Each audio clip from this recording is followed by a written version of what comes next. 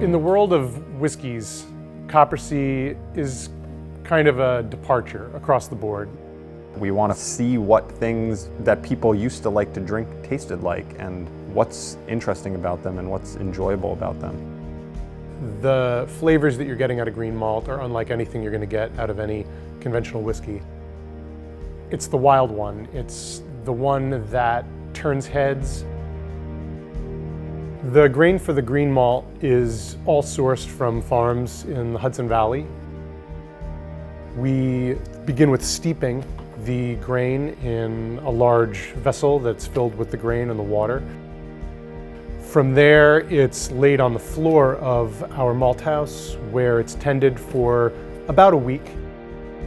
Typically then, the grain would go into our kiln where it would be dried down. But in the case of Green Malt, we use it immediately.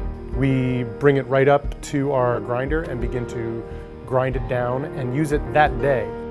The malt that we've ground at the earliest stages will actually start to take on flavors like banana, pineapple, tropical fruit notes. And by the end, this entire mass of wet ground grain is already on its way to becoming whiskey.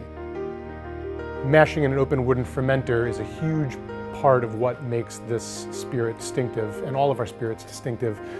These are not hermetically sealed steel vessels. These are Doug fir, giant open-topped fermenters.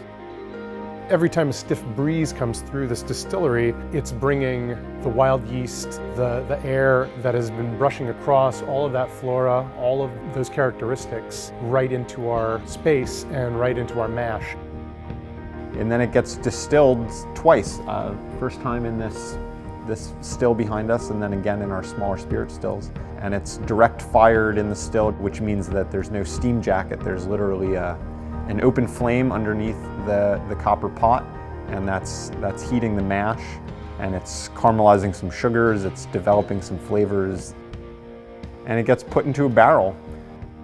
It's aged in 15-gallon new charred American oak barrels. And we chose that because we wanted to use a minimal amount of oak. We wanted to use enough to give it a good round oak flavor without overpowering the things that make it really unique.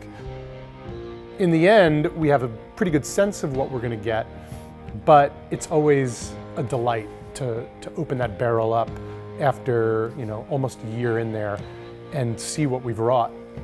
When you first nose it or taste it, you're very surprised, even if you've tasted a lot of whiskeys. When you live with it for a minute and really delve into it, I think you're going to find yourself coming back to it and saying, I want more of that thing that I tasted that time, that strange whiskey from the Hudson Valley, that Green Malt rye, because it's unlike anything you've ever had before.